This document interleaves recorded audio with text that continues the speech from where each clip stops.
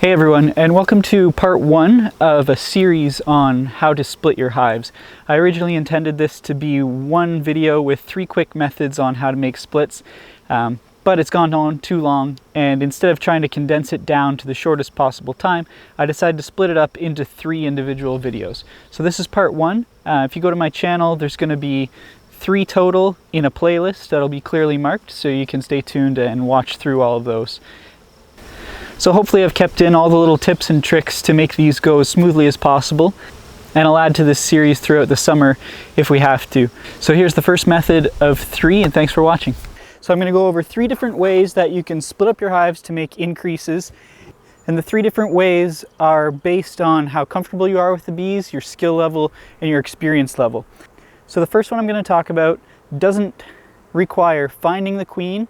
It doesn't even require spotting eggs in the colony. If you're just a beginner and you're not really comfortable making sure you can do those things, this could be the method for you.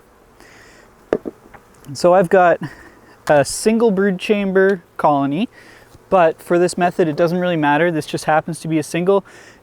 Whatever your brood chamber situation is, this is going to work just fine. So I've got my colony. This is the one that I want to split. You can see it's nice and full of bees. And then for other equipment, I've got this box. This is going to be what the new colony, the split, will be in after we're done. Okay, and I also have a queen excluder, and this is an important tool for this job. It's going to make sure that we don't actually have to find the queen when we make up this other colony. So I'll set that aside for now. Let me talk about what's in this box. I've got some comb that is last year's extracted honeycomb, which is really nice. I have a frame here that's actually quite full of honey, so that's going to be resources for the new split. And I actually have some comb in here that came out of a colony that died over the winter. So I've just sort of cleaned it up a little bit, and I'm going to be reusing that comb. So just a note, if you're making splits onto frames that came from a dead colony, just make sure you do your best to diagnose why that colony died, and if it was because of some infectious disease like American foul brood, you need to burn that equipment. But if it was for safer reasons like the colony starved, or even if the colony died from varroa mites, then you can still reuse that equipment pretty safely.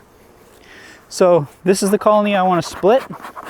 All I'm looking for is a few frames that I'm going to bring into this box here. So ideally we'll get like a frame of resources like pollen and some honey, and we'll get a couple good frames of brood. So this is a frame with pollen on it and a little bit of brood. This could be a good one. First I'm going to take out the frames I'm going to replace with, like that.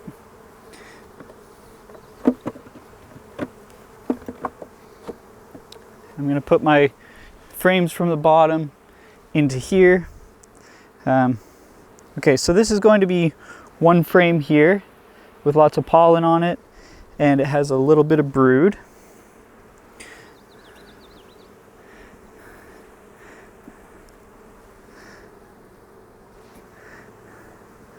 This next frame has a good patch of brood and a lot of young brood, eggs and larvae around the outside. On both sides, quite a bit of pollen as well. So this is going to be one of the frames. So I'm going to start right now, and because we don't have to find the queen, all I really have to identify is some capped brood and some resources, and that's what I'm going to move up into here. I'm actually going to shake these bees off into this box. So it looks like that. And now that most of the bees are off, you can also use a brush to help you.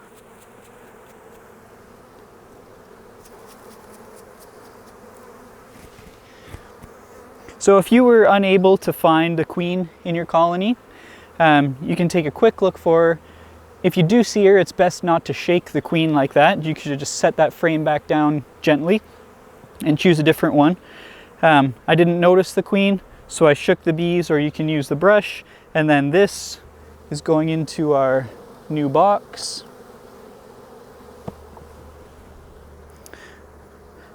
Another frame here.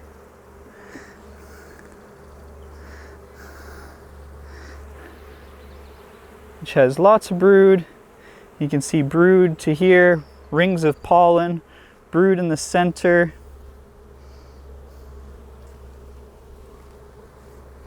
Take a quick look. I don't notice the queen. And I can shake those bees into there. Or use the brush. Okay, and then this is going to be part of my split as well. And then this frame, which was mostly pollen that I picked out at the start, this is going to be part of my split as well. Okay, so that goes into here. Now, remaining in the box, we've got a big empty space.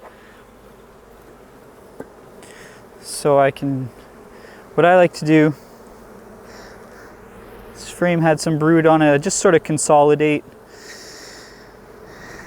these frames like that. And then I can put in the frames that I brought.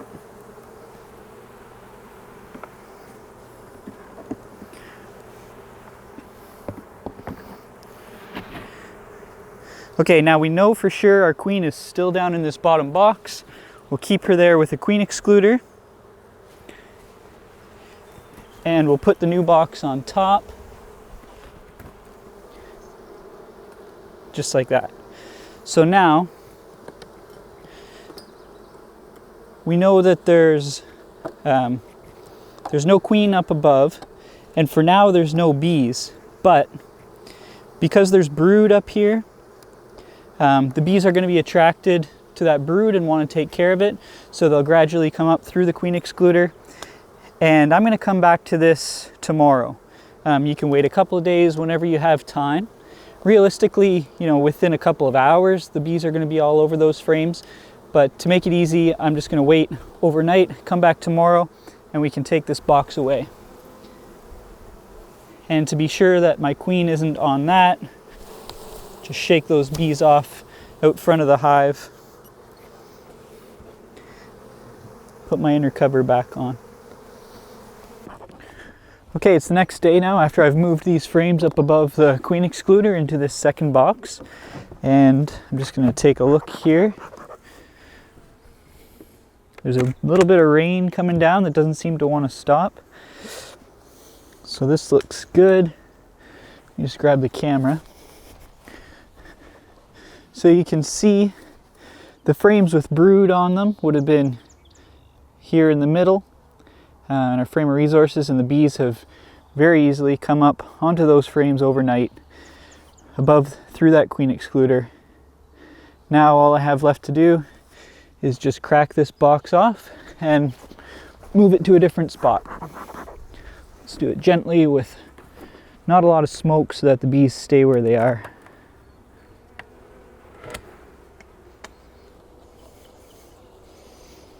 Okay. Got a bottom board set here. That'll go right on that. I've got an inner cover and I'll get a lid on them. So this is actually in the same yard, just about 20 feet away. So what you have to realize with making a split within the same location is you're going to lose any older foraging bees that come out of here once the sun comes out. Foraging bees that come out of here are going to return to their original position, but that's okay because I know I've got a couple frames of brood in there, and those young nurse bees that are taking care of brood are going to stay there. But I may lose some of this population. It's going to look a little bit smaller in a couple days after they've been foraging, but that's okay with me. The other option is to sort of close this hive up and move it to a totally different location a few kilometers away, and then any foraging bees that come out and fly are going to sort of reorient to their new location, and they won't be able to come back all this way. So thanks for watching part 1. Parts 2 and 3 are going to be going up on the channel pretty quickly, so stay tuned and there'll be a playlist. I should be putting them up pretty quickly, but stay tuned and watch my channel for updates.